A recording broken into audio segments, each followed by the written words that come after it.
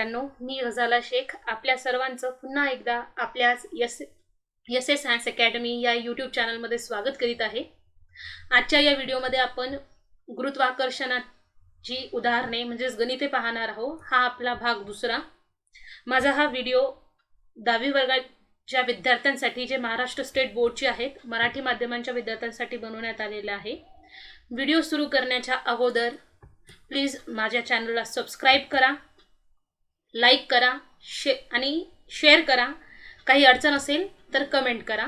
आजच्या या व्हिडिओमध्ये आपण या दोन उदाहरणांना सोडवणार आहोत. या दोन गणितांची उत्तरे मिळवणार आहोत. तर आपलं पहिलं उदाहरण प्रश्न क्रमांक 5E यामध्ये सांगितले की एका वस्तूचे वस्तुमान व पृथ्वीवरील वजन अनुक्रमे 5 किलोग्राम व 49 न्यूटन आहे. जर चंद्रावर जीचे मूल्य पृथ्वीच्या 1/6 असेल तर त्या वस्तूचे वस्तुमान व वजन चंद्रावर किती असेल? पहा, तुम्हाला पृथ्वीवरील वस्तुमान दिलंय आणि वजन दिलंय. तुम्हाला चंद्रावरील वस्तुमान व वजन इथं काढायचे. जीची किंमत तुम्हाला सांगितली की चंद्रावर जीची किंमत पृथ्वीच्या 1/6 आहे. तर चला मग आपण काढूया त्या वस्तूचे चंद्रावरील वस्तुमान व वजन. Now we have to see the answer of question number 5C. आता आपल्याला प्रश्न क्रमांक 5Cचं उत्तर पाहायचं आहे, जे पेज नंबर 15वरच दिलेलं आहे. मराठीच्या पुस्तकात हे क न दाखवलेलं आहे. प्रश्न क्रमांक 5क. तर याच्यामध्ये काय म्हणलेलं आहे, तर एका वस्तूचे वस्तुमान व पृथ्वीवरील वजन, the mass and weight of an object on earth are 5 kg and 49 newton respectively. Mass दिलेला आहे ॲज वेल ॲज त्याचं वेट दिलेलं आहे ऑन द अर्थ सरफेस.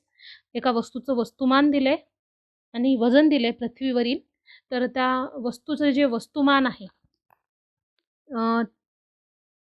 ते आपण दाखवतो यमने दिले 5 kg आणि वजन दिले पृथ्वीवरील आहे म्हणून मी लिहिते ME, मास ऑन अर्थ.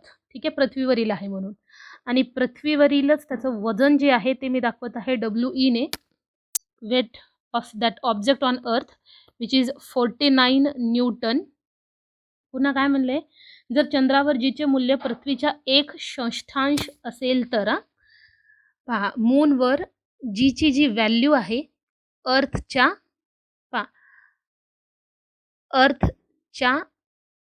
1/6 आहे. ठीक आहे, जीची व्हॅल्यू मूनवर अर्थच्या 1/6 आहे. तर आपल्याला काय फाइंड आउट करायला सांगितलं पहा.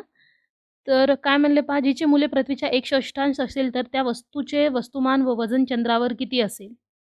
What will be their values on the moon? Assume that the acceleration due to gravity on the moon is 1/6 of that of the earth. Earthच्या 1/6 आहे. तर आपल्याला काय काय फाइंड आउट करायचं आहे, तर firstly we have to find out the mass of that object on moon and weight of that object on moon. त्या वस्तूचं वस्तुमान काढायचं आपल्याला चंद्रावरती आणि वजन काढायचं आहे चंद्रावरती. तर याचा जो फॉर्म्युला आहे, सूत्र आपल्याला जे वापरायचं आहे ते म्हणजे W बरोबर mg. तुम्ही शिकलेला आहात की मास जो आहे ऑब्जेक्टचं तो केव्हाही बदलत नाही. त्यामुळे वस्तूचं जे मास पृथ्वीवर असेल तेच मास चंद्रावर असेल. म्हणजे मास of that object on moon is also 5 kg. ठीक आहे, कोणत्याही वस्तूचं वस्तुमान कुठेही बदलत नाही. वस्तुमान आणि वजन यातील फरक आपण स्पष्ट केलेला आहोत गुरुत्वाकर्षण क्रमांक 4च्या व्हिडिओमध्ये. ग्रॅव्हिटेशन पार्ट 4मध्ये आपण मास अँड वेट एक्सप्लेन केलेलं आहे. ते व्हिडिओ तुम्ही पाहू शकता, प्लेलिस्टमध्ये दिलेला आहे. तर मास तेवढाच राहील, बदलणार नाही. आता राहिला वेट. वेट फाइंड आउट करण्यासाठी आपण फॉर्म्युला यूज करूया. तर या फॉर्म्युल्याला मी असं लिहिते, weight on earth is equal to mass into G on earth. हे बदलणार नाही. Similarly we should write W on moon, वजन चंद्रावरील वजन बरोबर M गुणिले चंद्रावरील गुरुत्वीय त्वरण. सॉरी, जी M लिहावं लागेल. याला म्हणू इक्वेशन नंबर 1, याला म्हणूया इक्वेशन नंबर 2. तर आपल्याला फाइंड आउट करायचं आहे चंद्रावरील वजन. तर इक्वेशन 2ला मी इक्वेशन 1ने डिवाइड करते. सो आपल्याला काय भेटेल, weight on moon divided by weight on earth is equal to m into gm divided by m into ge. हे m कटून गेलं. ज्या व्हॅल्यूज माहीत आहेत त्या ठेवून द्या. आपल्याला पहा जीईची किंमत माहिती आहे, डब्ल्यूईची किंमत माहिती आहे, ठेवून द्या. डब्ल्यूई आहे 49 डिवायडेड बाय 49 बरोबर. हे यम तर कटून गेलं. जीएम आपल्याला माहीत नाही, याला असल्या असं ठेवा. ठीक आहे. जीईची किंमत माहिती आहे 1/6 जीएम. ठीक आहे. हे जीएम कटून गेलं म्हणजे डब्ल्यूएम बरोबर भागिले 49 WM divided by 49 is equal to 1/6. या 49ला या साईडला घ्या म्हणजे डब्ल्यूएम बरोबर हे डिव्हिजनचं मल्टिप्लिकेशनमध्ये येऊन जातील. 49 डिवायडेड बाय 6 भाग द्या, डिवाइड करा, हे येऊन जाईल 40m बरोबर. तर 8.17 न्यूटन. जर 6ने डिवाइड केलात 6 8 48 एक उरलेला आहे. ठीक आहे. तर पॉईंट द्या, 10 होतील, 6 1 6 परत 4 उरतील, 6 7 42 असं होत जाईल. म्हणजे हे होऊन जाईल 8.17 न्यूटन. तर त्या वस्तूचं वस्तुमान चंद्रावर असेल 5 kg आणि वजन असेल 8.17.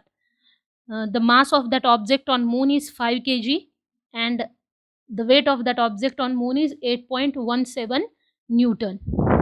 यानंतर क्वेश्चन नंबर 5 ई मध्ये आपल्याला विचारले की एक वर फेकलेली वस्तू 500 मीटर उंचीपर्यंत जाते, तिचा आरंभीचा वेग किती असेल, त्या वस्तूस वर जाऊन परत खाली येण्यास किती वेळ लागेल. इथे गुरुत्वीय त्वरण दिले 10 मीटर पर सेकंदचा वर्ग. इथे तुम्हाला उंची दिली आहे, ते उंचीचा वापर करून तुम्हाला आरंभ वेग काढायचा आहे. नंतर उंची आणि आरंभ वेग या दोघांचा वापर करून तुम्हाला त्या वस्तूला वर जाऊन खाली येण्यास किती टाइम लागेल हे काढायचं आहे. चला तर मग आपण सोडवूया आणि माहित करूया की त्या वस्तूचा आरंभ वेग किती आणि त्याला वर जाऊन परत खाली येण्यासाठी किती टाइम लागतो. तर आता आपण पाहणार आहोत क्वेश्चन नंबर 5 डी. ठीक आहे. प्रश्न क्रमांक 5 ई जे तुमच्या पेज नंबर 15 वर दिलेलं आहे. तर याच्यामध्ये काय म्हणते पहा, एक वर फेकलेली वस्तू 500 मीटर उंचीपर्यंत जाते. an object thrown vertically upward reaches a height of 500 meter. Okay. इथं आपल्याला हाईट म्हणजे त्याचं विस्थापन दिलेलं आहे, डिस्प्लेसमेंट दिलेलं आहे 500 मीटर. पुढे काय म्हणतोय पहा, तिचा आरंभीचा वेग किती असेल. तर सगळ्यात पहिल्यांदा आपल्याला काढायचं आहे यू. काय म्हणायला लागले, what was its initial velocity. So we have to find out the initial velocity firstly. आणखी पुढे कंटिन्यू काय म्हणते, what how long will the object take to come back to the earth. Okay. त्याला किती time लागेल. काय म्हणायला लागले, तिचा आरंभीचा वेग किती असेल, त्या वस्तूस वर जाऊन परत खाली येण्यास किती वेळ लागेल. म्हणजे आपल्याला आणखी काय फाइंड आउट करायचं आहे, तर टाइम फाइंड आउट करायचं आहे. आपल्याला काय दिलेलं आहे, तर जीची व्हॅल्यू दिलेली आहे. आपल्याला घ्यायचं आहे जी बरोबर 10 मीटर पर सेकंद स्क्वेअर. हे तुम्हाला किंमत दिलेली आहे. ठीक आहे. तर आपल्याला यू काढायचं आहे आणि टी काढायचं. तर यासाठी आपल्याला 2 सूत्र लागणार आहेत. ते 2 सूत्र कोणते, तर यू काढण्यासाठी तुम्हाला कायनेमॅटिकल इक्वेशन वापरावे लागेल.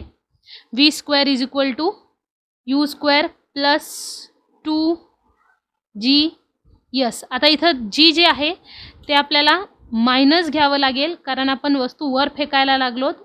तर हे याची दिशा वेगळी असेल, अपोजिट डायरेक्शनमध्ये असेल. सो आपलं सूत्र होऊन जाईल V square is equal to U square plus 2 minus G into S. आणि दुसरं जे सूत्र आपल्याला वापरायचं आहे ते म्हणजे यस बरोबर हाफ जी टी स्क्वेअर. हे 2 सूत्रांची आपल्याला गरज पडणार. तर चला आपण सॉल्व करूया. सगळ्यात पहिल्यांदा आपल्याला काय काढायचं, तर यू. तर पहिला फॉर्म्युला आपण यूज करू. सो पहा, ऑब्जेक्टला आपण वर फेकायला लागलो, त्यामुळे त्याची जी फायनल वेलॉसिटी आहे ती सरळ सरळ 0 होऊन जाईल. ठीक आहे. तर V square is equal to U square plus 2 minus G into S. सगळ्या व्हॅल्यूज ठेवून द्या. वीची किंमत आहे 0. यू आपल्याला काढायचं आहे. यू स्क्वेअरला यू स्क्वेअर जसल्या तसं प्लस 2 मायनस 10 गुणिले यसची किंमत किती दिली तर 500. ठीक आहे. या प्लस आणि मायनसचं सरळ सरळ मायनस होऊन जाईल म्हणजे 0 is equal to U square. हे प्लस आणि हे मायनस हे झालं मायनस 2 गुणिले 10 गुणिले 500 म्हणजे 2 इंटू 10 इंटू 500. ओके. तर हे गुणाकार करून घ्या. हे पूर्ण मायनसची टर्म या साईडला घ्या. 2 गुणिले 10 म्हणजेच 20. 20 गुणिले 500 म्हणजे किती तर तुम्हाला कळालंच असेल 10,000 होऊन जातील हे. म्हणजे U 0 is equal to U square minus हा गुणाकार येऊन जाईल 10,000. ठीक आहे. ही मायनसची टर्म या साईडला घ्या म्हणजे U square is equal to 10,000. पहा आपल्याला फक्त यूची व्हॅल्यू माहीत पाहिजे तर समोरच्याचं स्क्वेअर रूट घ्यावं लागेल. So u is equal to under root वर्गमुळामध्ये 10,000. तर तुम्हाला सगळ्यांना माहिती आहे 10,000चं वर्गमूळ जे आहे ते आहे 100. म्हणजे यू बरोबर सरळ सरळ येऊन जाईल 100 मीटर पर सेकंद. म्हणजे त्या वस्तूचा आरंभ वेग असेल 100 मीटर पर सेकंद. त्याची इनिशियल वेलॉसिटी असेल 100 मीटर पर सेकंद. आणखी उत्तर आपलं संपलेलं नाही आहे कारण आपल्याला आणखी काय फाइंड आउट करायचं आहे तर टाईम. त्या ऑब्जेक्टला किती टाईम लागणार आहे परत यायला ते फाइंड आउट करायचं आहे. तर आपण नेक्स्ट फॉर्म्युला यूज करूया. यस बरोबर हाफ जी इंटू टी स्क्वेअर. सगळ्या किमती ठेवून द्या. तुम्हाला यस माहिती आहे जी माहिती आहे कारण तुम्ही इथं सुद्धा तुम्ही असं करू शकता. अगोदर सूत्र काढून घ्या. याला इकडे पाठवा. जे गुणाकारात आहे ते भागाकारात म्हणजे 2 यस भागिले जी होऊन जाईल. ठीक आहे. आता किमती ठेवून द्या. टी स्क्वेअर बरोबर 2 गुणिले 500 भागिले 10. हे 1 0 कटून जाईल आणि 2 गुणिले 50 म्हणजे सरळ सरळ 100 येईल. आणि ऑफकोर्स टीची किंमत काढायची तर समोरच्याचं स्क्वेअर रूट घ्यावं लागेल. आणि पहा मी इथं मिटवून लिहिते आहे आन्सर सोल्युशनमध्येच लिहित आहे. तर हे होऊन जाईल बघा टी बरोबर अंडर रूट 100 वर्गमुळामध्ये 100 म्हणजे टी बरोबर सरळ सरळ होऊन जातील 10 काय तर सेकंद 10 सेकंद. ठीक आहे. हे झालं उत्तर. तुमच्या पुस्तकामध्ये इथे पहा त्याला काय विचारले त्यांनी की वस्तूस वर जाऊन परत येण्यास किती वेळ लागेल. त्याला वर जाण्यास 10 सेकंद लागतील आणि ऑफकोर्स परत येण्याससुद्धा 10 सेकंद लागेल. म्हणजे वस्तूला पूर्ण टाईम किती लागेल तर 10 अधिक 10. पहा वर जाण्यास 10 आणि खाली येण्यास 10 सेकंद म्हणजे टोटल त्याला किती टाईम लागेल तर 20 सेकंद. पहा त्याला वर जाण्यासाठी लागले 10 सेकंद आणि खाली येण्यासाठी सुद्धा लागले 10 सेकंद. म्हणजे वस्तूस पूर्ण वेळ किती लागला त्या ऑब्जेक्टला पूर्ण टाईम किती लागला तर 20 सेकंद. ठीक आहे. तर मग विद्यार्थ्यांनो आपण पुढच्या व्हिडिओत पाहणार आहोत गुरुत्वाकर्षणाची राहिलेली उदाहरणे म्हणजेच तिसरा भाग. त्या अगोदर माझ्या चॅनलला सबस्क्राईब करा, लाईक करा, शेअर करा आणि काहीही अडचण असेल तर कमेंट करून विचारा. तर मग भेटूया चला आपण पुढच्या व्हिडिओत.